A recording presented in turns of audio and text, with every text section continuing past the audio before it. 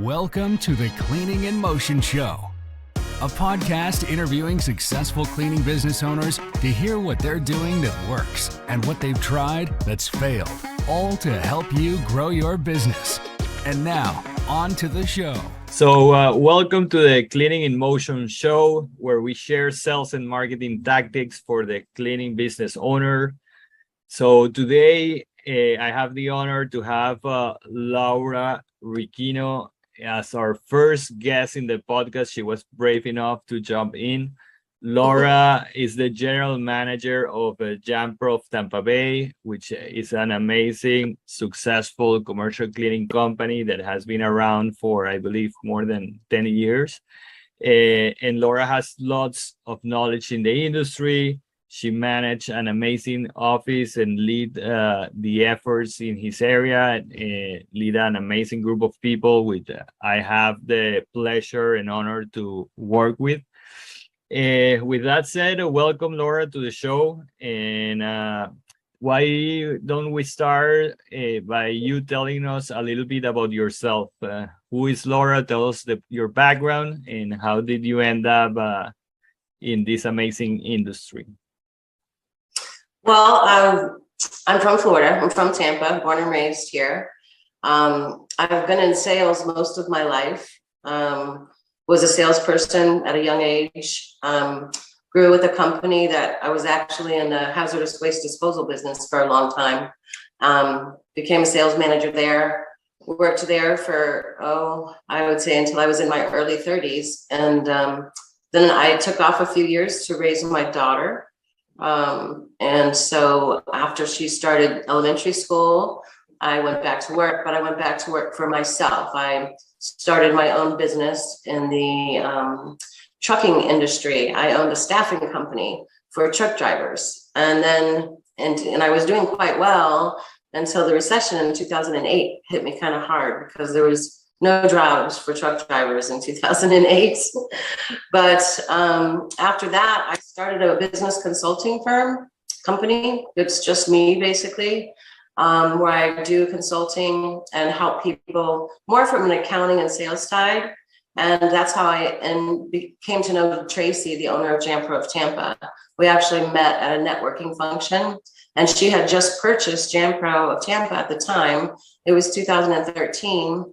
And she needed my help. So I started working for her as a consultant, just helping her start her business. And it's just taken off from there. So, and here we are today. So you were the first employee in that location, in JamPro Tampa? No, I was not the first employee. She had been operational. They started in April of 2013. And when I met her, it was December of 2013. And she didn't actually hire me as an employee. She hired my company. So I just worked with her. Usually most of the work we did was at night and on the weekends. And after hours when her employees weren't around. And most of what we were doing is setting up her accounting QuickBooks software and just kind of going through to see things that are important to business owners. It was her first big, large business that she owned. So, just categorizing things in QuickBooks can be a challenge for people if you don't really know what you should be looking for your expenses. So that was work. And then she had not reconciled her bank accounts for quite some time. So we had to get her caught up. Got it. So walk me through what happened next and how did you manage to take the company where it is today? I know this was 2013, 14. If you can tell a little bit how much the company has grown since then, and what are the main factors that you would say that had major impacts in that really took the company to the next level, in the upcoming years? Well, the most important thing in this business is sales. Sales and account retention are two of the most important things, but you got to have sales. So I believe she was billing about $140,000 to $150,000 a month when we first took over in 2013. We're at 800 plus now a month. in that 9-year period of time. So we've had substantial growth in the last 9 years. But it is just because we just really focus on sales. I mean, and account retention. So your net gain is super important every month. You have to have positive net gain every month to continue to grow. There's lots of different things that we've done to get there, and you have to be willing to, when Tracy and Dennis are the owners, and they are willing to spend the money that you need to try different things, So I got to know you personally over the past 3 years, no? And I know that you're a very goal-oriented kind of person, no? And I agree with you that there is a saying that says that sales solve all of your problems, no? And I think you live by that quote, and you take it very serious. But what I admire from you is that you have very, very clear monthly goals, and you do whatever it takes to meet those goals, no? So can you tell us a little bit if you always were like that, where you set your own goals, and how would you, like, based on what do you set those goals, no?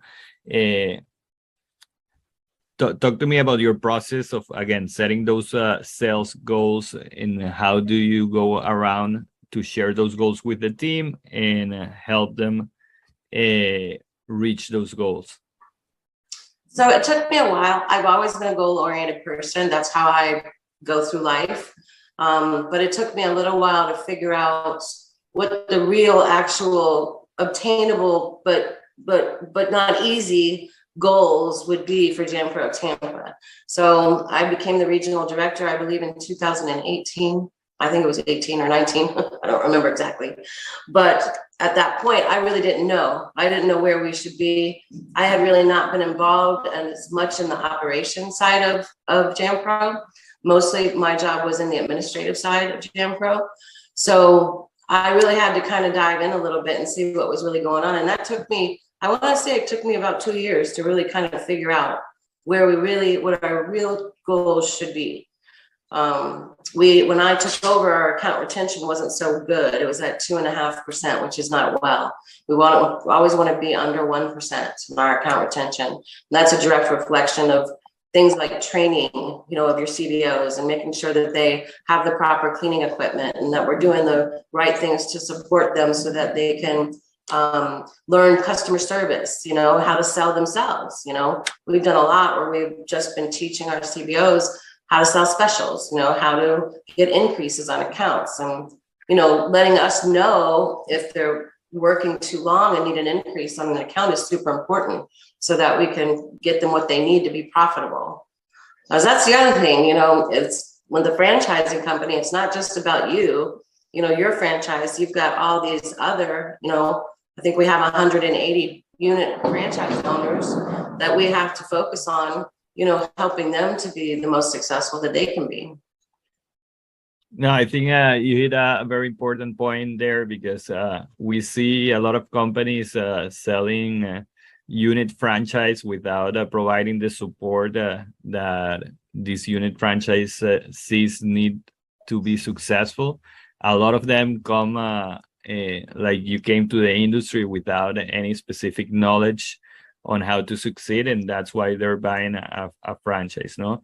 And of course, to grow any cleaning company, retention is a key factor. Otherwise, it's impossible to scale. Yeah, so, and it has effect on your ability to grow. If you have unhappy franchise owners or unhappy customers, they put bad reviews or whatever, or they're, you're trying to market to get new franchise owners. And if they're out there saying bad things about you, then it hurts you all over, including account sales, because all you want is positive things going out to social media and everything else. So when you have those negatives, it's really hard to overcome. I mean, you get one bad review, it's hard to get it to go away. No, I know. And it hurt like they stab you in the heart every time. I know. So I get so upset when we get a bad review. correct. And unfortunately, there I think there somehow when you are run a company the size like you do, it's inevitable that you're gonna get here and there someone that it's not happy. No, the important thing is that you get more positive than negative. Right. So I want to keep the conversation around retention. I think that that's a key component that not everybody is very aware of how important it is. Ourselves, me, as I run this agency that specializes in helping commercial cleaning companies, I see people that are obsessed in getting leads, getting leads, getting leads. No, but what they don't realize is that the beauty of this industry is that once you close a client, the lifetime value of that client, if you do a good job, it can be around 3 years or more. No, can you tell me a little bit what's the average lifetime value of your customer, and what's your oldest customer? How many years have been with you? Oh, geez. I have a franchise owner that's been with us. It'll be 20 years this year that she's been a franchise owner with us. And she has accounts that she's had, I want to say, at least 15 years. So on average, what's the account retention? I wouldn't know that right off the bat. I would say maybe 3 to 4 years, but I have many franchise owners that have had accounts for 10 years plus. Wow. And that's what I always tell people in my franchise presentation, when I do presentations to people that want to own franchises. I'm like, it's all about your customer service and being a good business owner, because people will be loyal to you if you develop a relationship with them, even if somebody comes and tries to undercut the price. If you've developed a relationship, people don't like to change their cleaning company. I mean, they're giving you a key to their office. They're trusting you. That relationship that you build with them has value. And they don't want a revolving door of people coming in and out. But it does require, you don't have to be the best cleaner, okay? But you do have to have customer service skills and be able to build a relationship with that customer. No, I think, again, great point there. They trust you enough to open the doors of their office, and being exposed completely to their workplace. So it's just about communication. As long as you have clear communication and you set expectations, there is no mistake that you cannot fix. No, I think another nugget there that you said, and what most cleaning companies have to realize is that if your average service price goes around $750 per month, and you retain a client 2-3 years, you're talking about that specific client will bring to your business $27,000 in 3 years, and that's a small client. No, $750, it's an average size from what we see in the market, and that's the way that people should see the value of their customer. This customer in their lifetime working with you can bring to your business from $30,000 to $50,000. Again, if you do a good job, hopefully it's even more. So it stops seeing things short term and look at every client that you bring to your business will, if you do a good job, will bring enough money that will start adding up, so you can get to the numbers that Laura mentioned at the beginning. No? Now let's talk a little bit about how do you build your team? Talk to me. How do you structure your current team? How many people do you have in your team? What you can go over their responsibilities a little bit, and then gonna talk a little bit about hiring. No, you have an amazing team. Again, I had the pleasure of visiting your office and get to know most of them, and I can tell from personal experience that hiring is one of the most challenging and difficult things. And without a good team, it's impossible to take your company to the next level. So if you can break down a little bit your org chart and tell me your hiring process, and let's focus more in the hiring part of sales position, which is what most people are interested, Mhm. would be amazing. So I owned a staffing company for a number of years. And because I owned a staffing company, I really got very good at interviewing people and understanding resume.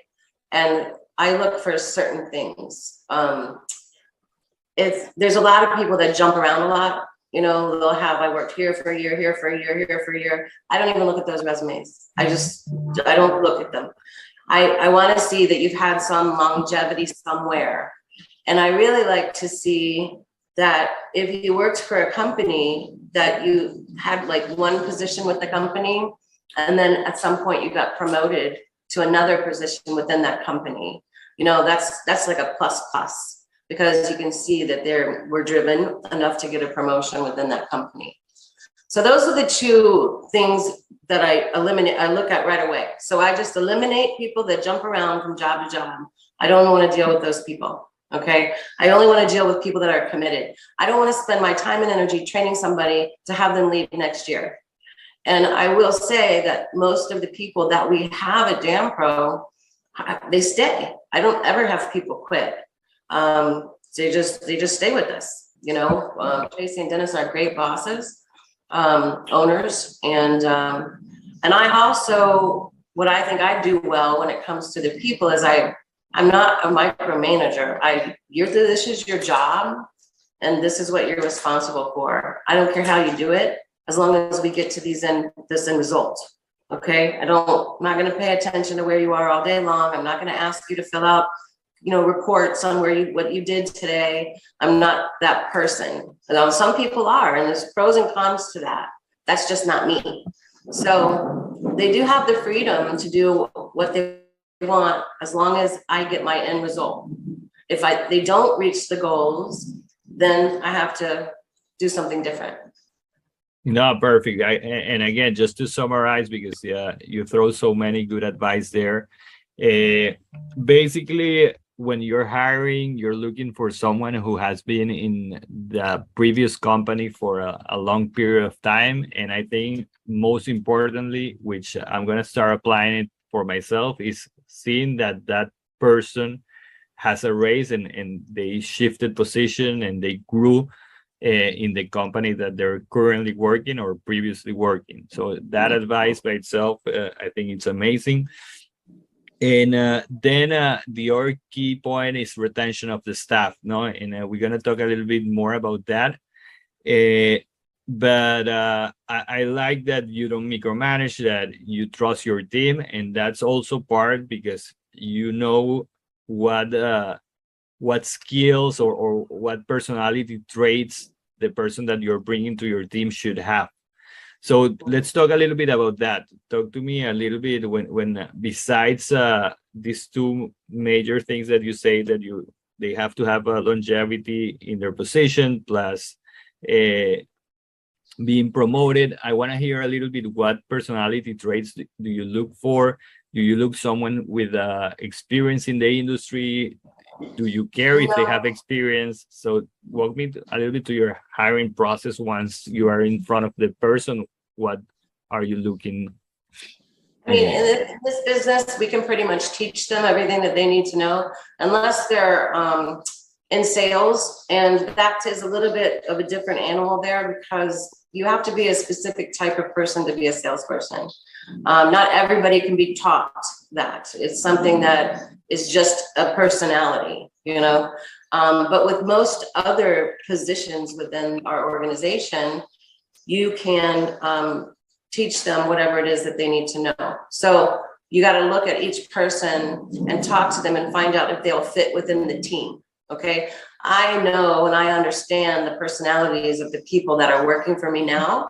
So I don't want to bring in somebody that's going to put a ripple into that, because that you could have one bad person and kill your whole team. You know, the negativity.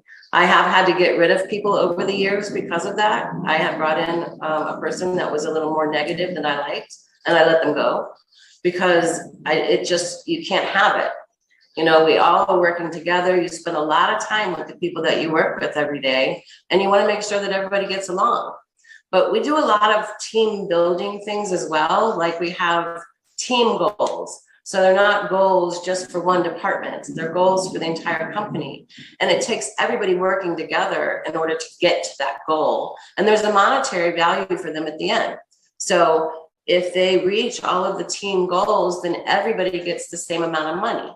And so it kind of helps everybody want to work together, because, you know, sales is interested in account retention, because it could affect their bonus at the end of the quarter if we have a lot of account loss. So, and the same thing with operations is interested in what sales is doing, because if we don't reach our sales numbers, then they might not get their bonus at the end of the month.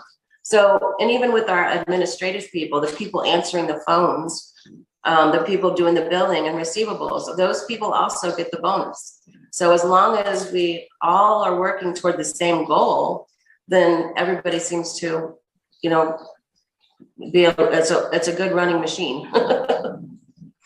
No, and I agree. Going back to the hiring part, I think when you're interviewing someone, you have to realize and be very aware that you're probably going to spend more time with that person than your own family. And you don't want someone who is going to be a black cloud in the office, because that's contagious, no? And Yes. you don't want to be all stressed out around that person. So I like that you think about yourself and the team before hiring. Besides that, what type of questions do you usually ask? Is there any other advice that you would give when you're hiring for a certain position? I do go through their employment history pretty extensively, because by asking questions about what they did in their other positions and why they left and things that happened, you can learn a lot about a person. Okay, though you don't have to ask them directly, you know, are you a negative or a positive person, because they're not going to tell you that. But you can figure it out by asking questions about what happened in their previous jobs. But that takes a little bit of training in order to be able to do that and pick up on things. You know, for instance, you know, why did they leave their last job? If they say, well, I couldn't get along with this coworker, or my boss was a really bad boss, or, you know, just the things that, you know, are red flags, you know. I know I can get along with anybody, you know. I'm not going to leave a job because I have a bad boss, you know, because so if you can't figure out how to work under somebody just because they're not like you, then I don't know that you're the person that I would want to hire. No, excellent point. So for someone who would be starting or let's put it like this, if Laura is starting a commercial cleaning company from scratch, what would be your first hire? Sales. Sales rep. Or I would hire an admin person and do the sales myself. You know, but I wouldn't be sitting in an office as a business owner starting a cleaning company. I'd be out bringing in business. So it would kind of depend on how much money I have in the bank. You know, if I could afford to hire a salesperson right away, I would. But you're definitely going to need somebody in the office to answer the phones and to, you know, do some admin work for you. But then you would have to go out and do the sales. I think a lot of business owners, what ends up happening is they get stuck in the office, bogged down doing administrative and business stuff that is something that they shouldn't be doing. You know, they have to get the sales. Sales is the most important thing when you start a business. No, great point. Again, sales solve all of your problems. No? So walk me a little bit, Laura, to your org chart. I think people are curious to know a company that is well established like yours. How many people work full time there? How is their organization structured? No, we have right now we have 17 people. Wow. We have a franchise development department where I have I think I have 8 people in there now. And then we have 2 salespeople, and then we have a marketing department with telemarketers, and Nicole, who is my manager of that department. She is amazing, and she teaches the people how to make telemarketing calls. She works with, Motion Avenue on all their stuff, and she helps get reviews. She's calls customers back. She sells specials. I mean, she just does everything. Okay, so you have 70 people, one person in marketing, which also overtakes the inside sales department. How many sales rep do you have? 2. Okay, in operation, how is your operation works in terms of making sure that everybody's doing their job in operation is a position that impacts directly retention, no? Yeah, I have an inside operations manager that manages my inside people and my admin people. So he places all the accounts. He also does franchise sales. So he is very familiar with the franchise owners because he sold them their franchise. He knows what they want, what their goals are. So he's the one that's actually placing the accounts. So he understands, and it's really helped with retention because he puts the right people in the right account. He's very good at matching the customer with the franchise owner. And he's bilingual as well, so that helps. And then he oversees another inside operations person I have that just sets up the accounts, sets up the customers, sends out the certificates of insurance, that kind of thing. And then he oversees my receivables people, the people that do the invoicing, and the people that answer the phone and order supplies. And then I have a group of outside franchise development people, and they just go out and work with customers and CBOs. No, great information. Thanks.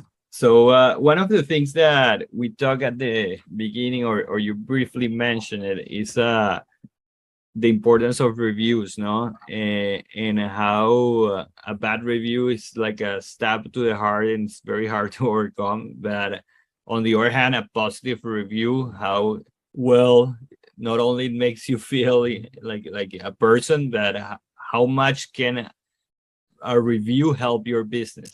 You guys have managed to gather 140 reviews, which it's a very big accomplishment in Google.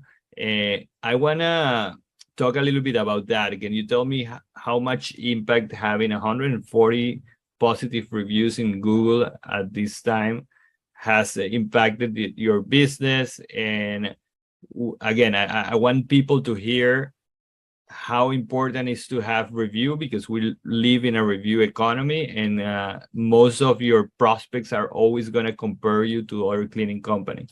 So if you can talk about the impact that the positive reviews had in your business, that would be great.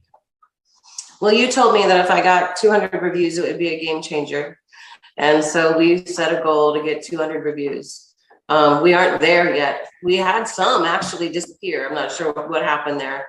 But it really is a game changer. And it's hard to tell if just the reviews bring people to the website or not, but I tend to believe that they do. But we do get a lot of phone calls from people that have come to us just because of our reviews. And they really aren't shopping. They just want us to clean their business, which is great. So would you say that having this amount of positive reviews will also give you a competitive advantage in terms of negotiating your prices? No, like, do you see people pushing back on prices or trying to lower your? Not those people. The people that call in from the review, they're not concerned about the pricing. They just, like I said, they just want you to come clean for them. Those are they're typically call-ins that come in from the reviews close very quickly, and they just are unhappy with their cleaning company. They went on Google cleaning companies, found good reviews with us, and just said, we want you to start cleaning. It's amazing. That's great. So everyone hearing, now how important it is to get positive reviews from your actual clients. I believe and I know from experience it's definitely a game changer. So Laura, we have a couple of more questions before I let you go. Okay. I want to talk a little bit about the current economic environment. Everybody's talking about a recession. You mentioned at the beginning that in 2008, the recession really hit your previous business. How are you preparing for a potential recession, an economic downturn? Are you doing something different? What do you think is going to happen in the industry if it comes down to a big recession like we had in the past? Well, I learned from the last recession, had I had been more diverse in my customer base, it would have protected me a little bit more. What I had was a lot of construction companies in my last business. So construction companies just went under during the recession in 2018. Many of them closed their doors. So with this business, it's different because we are very diverse. We don't have all of our eggs in one kind of industry. We have so many different industries. So even though you might have some specific industries that will fall off, you're going to see others pick up because that's just what's going to happen. The cleaning business is almost recession proof. I mean, everybody has to have cleaning. And especially since coming off of COVID, it's super important right now, cleanliness for people. They're not going to have people come into a dirty facility. I mean, they want their employees to be safe. So before I could say COVID, maybe they would cut corners and cut the cleaning company, but I don't think that's going to be the first thing to happen. They're not going to cut to cleaning first. There's some other things that they could probably cut before cutting to cleaning. But that's just my opinion.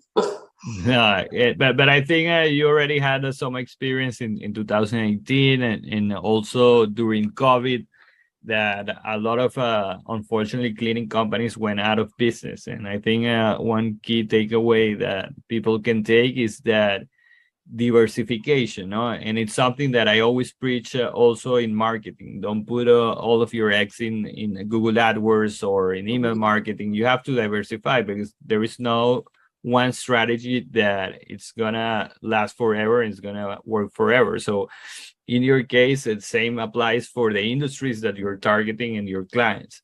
You don't want to only serve schools or only serve. It's a great strategy to start and to niche down at the beginning, but as you start growing, you definitely have to diversify. So when we have these unfortunate events, your business doesn't have a major negative impact.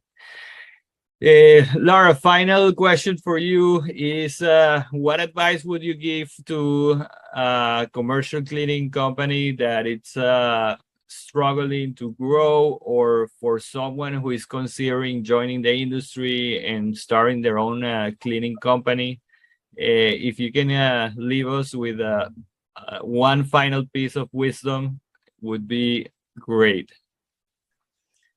I just say keep the sales coming in, whatever you got to do. You need to have a marketing budget. You need to set aside money for marketing. It's one of the most important dollars you'll spend. If you're not going to do that, then you probably are not going to succeed. There you go, people. So thank you, Laura, for being brave enough to be part of this first season of the Cleaning in Motion show. We definitely will have you back for the upcoming seasons. You have so much knowledge to share, and I appreciate you taking some time of your day to share this amazing advice that you did. With everyone, I hope you have a great week and stay tuned for our next episode. Thank you for listening to the Cleaning in Motion show. Make sure you subscribe so you don't miss any future episodes. In the meantime, find more resources, including more sales and marketing tactics, online at cleaninginmotion.com. That's cleaninginmotion.com. Until next time.